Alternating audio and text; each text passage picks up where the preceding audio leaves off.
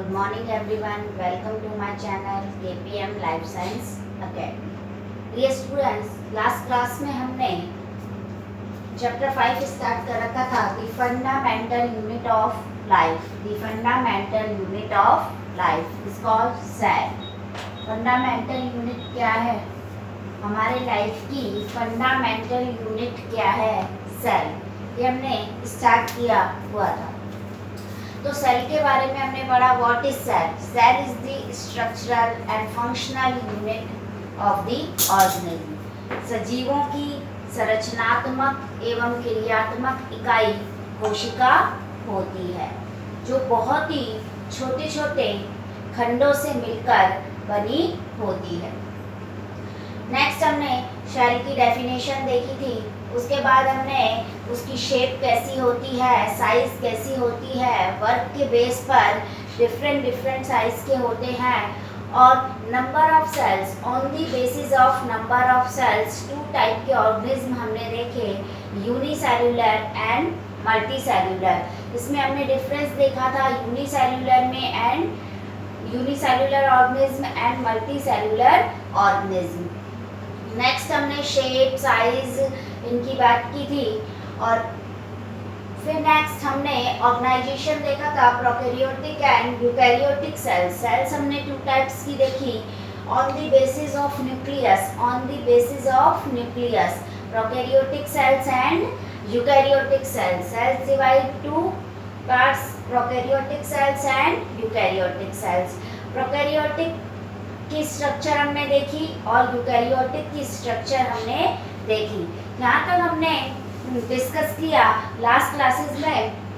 Next आज हम देखते हैं difference between prokaryotic and eukaryotic sales. Difference between prokaryotic and eukaryotic sales.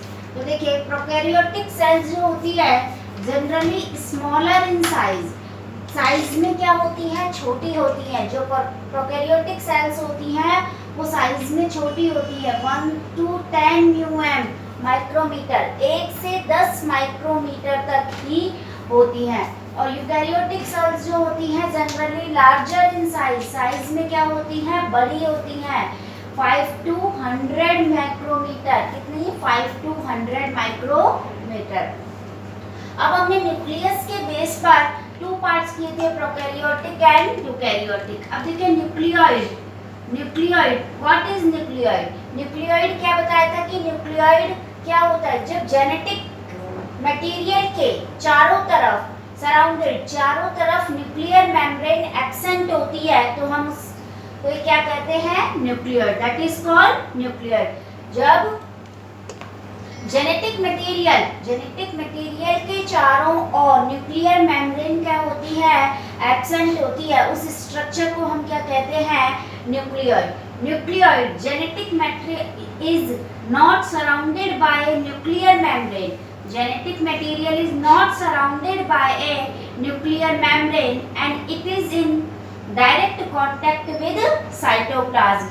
यदि हम एक स्ट्रक्चर देखें कि जो ये जेनेटिक मटेरियल है इसके चारों तरफ सराउंडेड, इसके चारों तरफ कोई भी न्यूक्लियर मेम्ब्रेन प्रेजेंट नहीं है. न्यूक्लियर मेम्ब्रेन क्या है? इसके चारों तरफ एब्सेंट है.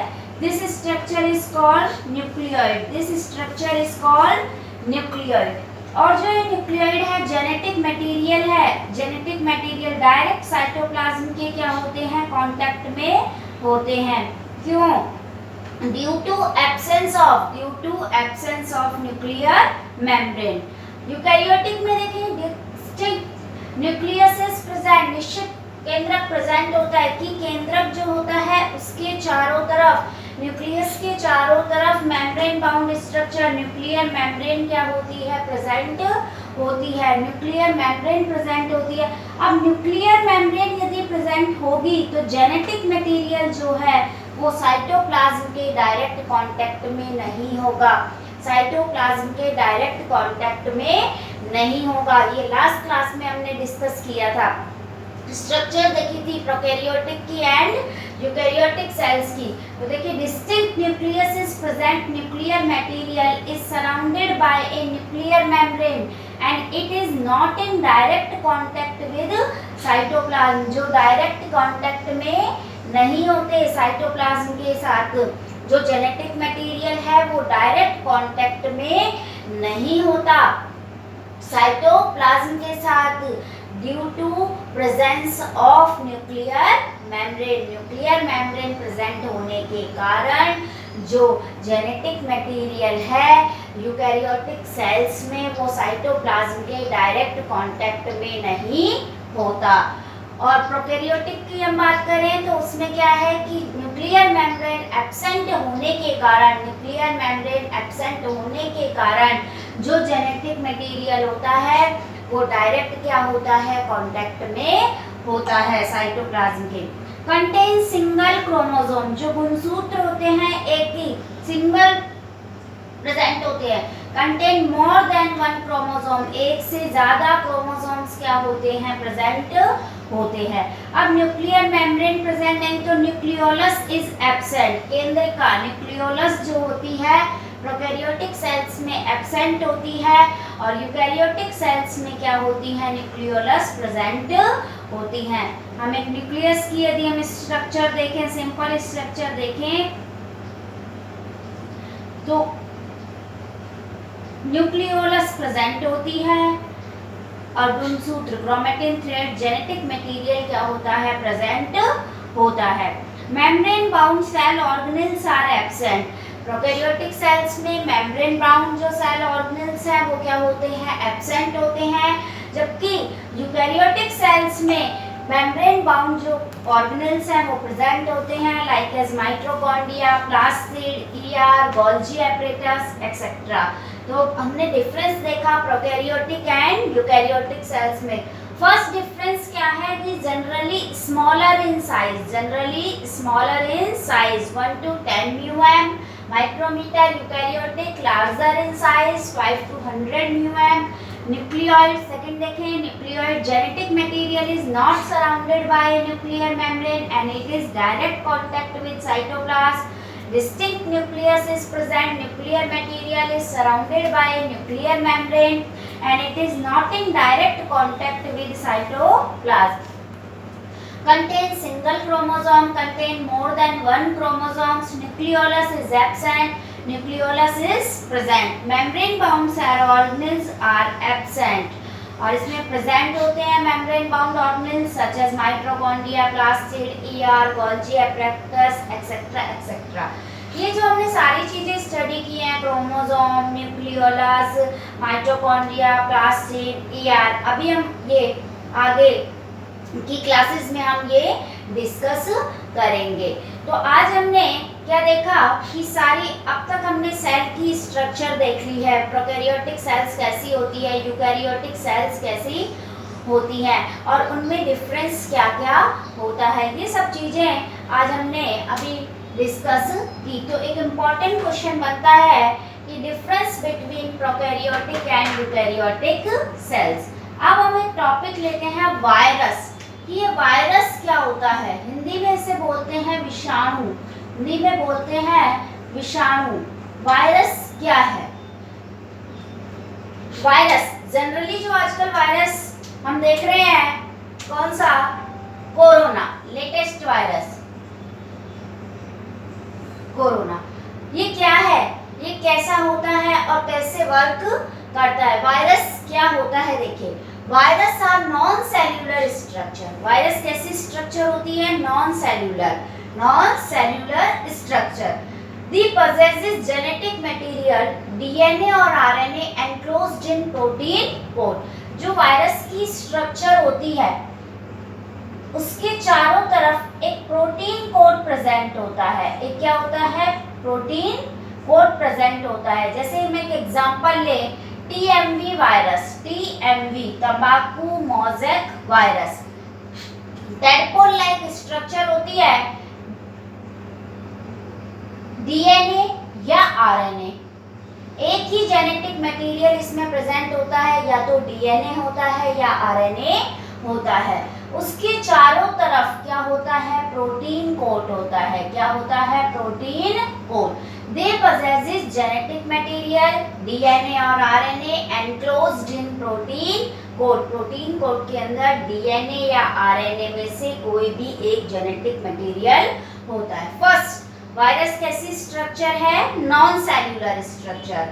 दे पोजेसेस जेनेटिक मटेरियल, डीएनए और आरएनए में से कोई भी एक जेनेटिक मटेरियल प्रेजेंट होता है और उसके चारों तरफ क्या होता है? प्रोटीन कोड प्रेजेंट होता है।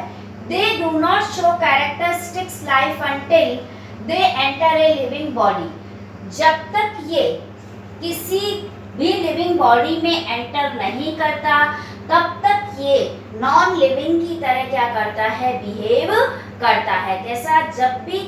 जब तक ये किसी भी लिविंग के अंदर एंटर नहीं होता, लिविंग बॉडी में एंटर नहीं होता, तब तक ये नॉन लिविंग की तरह क्या करता है? वर्क करता है। They can be crystallized. अब अपन इसे क्रिस्टल बनाकर, वायरस को क्रिस्टल बनाकर हम बॉटल में भी कैप्चर, इकट्ठा कर सकते हैं, बंद कर सकते हैं। हम इसे क्रिस्टल फॉर्म में भी रख सकते हैं। Once inside the living organism. लेकिन जब वायरस किसी लिविंग बॉडी में, किसी भी लिविंग ऑर्गेनिज्म में एंटर कर जाता है तो वो लिविंग की तरह बिहेव करता है। किसकी तरह? लिविंग की तरह बिहेव करता है। जैसे ही वो किसी भी लिविंग सेल, लिविंग बॉडी में क्या कर जाएगा? एंटर कर जाएगा, वहां पर वो रिप्रोडक्शन करेगा। वहां वो क्या करेगा? रिप्रोडक्शन करेगा और अपनी संख्या में क्या करता है? बढ़ोतरी करता है। This character is living character. जब रिप्रोडक्शन की पावर उसमें आ गई तो वो कैसा कैरेक्टर है? लिविंग कैरेक्टर है। Once inside the living organism, they use host cell machinery to reproduce. Virus are therefore called living chemicals. तब हम उसे क्या कह सकते हैं? living chemicals कह सकते हैं। जब वो किसी भी बॉडी में एंटर करेगा, जब वो किसी भी बॉडी में एंटर करेगा तो वो लिविंग की तरह बिहेव करेगा। कैसे? वहां जाकर वो क्या करेगा? रिप्रोड्यूस करेगा। तो रिप्रोडक्शन जो है लिविंग का कैरेक्टर है, तो इट इज कॉल्ड, हम उसे कह सकते हैं लिविंग केमिकल। क्या कह सकते हैं? Living chemicals. अब इसमें देखें, अब हम इसमें लिविंग का कैरेक्टर भी है और नॉन लिविंग का। यदि ये सिंगल पड़ा है, किसी भी बॉडी में एंटर नहीं कर रहा है, लिविंग बॉडी में एंटर नहीं कर रहा है, तो ये नॉन लिविंग की तरह बिहेव करेगा। कैसे करेगा? नॉन लिविंग की तरह बिहेव करेगा। लेकिन जब ये किसी भी बॉडी में, किसी भी बॉडी में, लिविंग बॉडी में या लिविंग ऑर्गेनिज्म में क्या कर जाता है? एंटर कर जाता है, तो ये वहाँ रिप्रोडक्शन करता है और लिविंग की तरह बिहेव करता है। इसीलिए हम बोल सकते हैं connecting link between living and non living is called virus. Virus जो होता है लिविंग और नॉन लिविंग के बीच की, सजीवों और निर्जीवों के बीच की योजक कड़ी किसे कहते हैं? वायरस को कहते हैं। किसे कहते हैं भाई? हम वायरस को, सजीवों एवं निर्जीवों के, क्योंकि ये दोनों तरह से बिहेव कर सकता है। अकेला है तो ये डेड बॉडी, नॉन लिविंग की तरह बिहेव करेगा। किसी भी बॉडी में यदि ये एंटर कर गया तो ये किसकी तरह बिहेव करेगा? लिविंग की तरह बिहेव करेगा। इसलिए हम इसे क्या कह सकते हैं? Connecting link between living and non living. किसे कह सकते हैं? वायरस। तो इम्पोर्टेंट क्वेश्चन आता है हमारे लिए, connected link between living and non living is called virus. तो देखिए वायरस कैसा है? नॉन सेल्यूलर स्ट्रक्चर है। कैसी स्ट्रक्चर है? Non cellular. इसमें जेनेटिक मटेरियल डीएनए या आरएनए में से एक ही प्रेजेंट होता है और इसके चारों तरफ प्रोटीन कोड प्रेजेंट होता है। जब तक ये किसी भी लिविंग बॉडी में एंटर नहीं करता है तब तक ये नॉन लिविंग की तरह बिहेव करता है और हम इसे क्रिस्टल फॉर्म में भी रख सकते हैं, क्रिस्टल फॉर्म में भी रख सकते हैं। और जब ये किसी भी बॉडी में क्या करता है? एंटर करता है लिविंग बॉडी में, तो वहां जाकर ये रिप्रोड्यूस होता है, रिप्रोडक्शन करता है, लिविंग की तरह बिहेव करता है। इसीलिए वायरस को लिविंग और नॉन लिविंग के बीच की योजक कड़ी कहते हैं। तो आज हमने दो इम्पोर्टेंट टॉपिक, इस पर शॉर्ट नोट आ सकता है virus. Next, connecting link between living and non-living is called virus. Difference between prokaryotic and eukaryotic cells. Next class में हम स्ट्रक्चर, सेल की स्ट्रक्चर देखेंगे। प्लांट सेल कैसी होती है, एनिमल सेल कैसी होती है, और सेल में कौन कौन से सेल ऑर्गेनेल्स क्या होते हैं, प्रेजेंट होते हैं। Thank you everyone. कितनी है?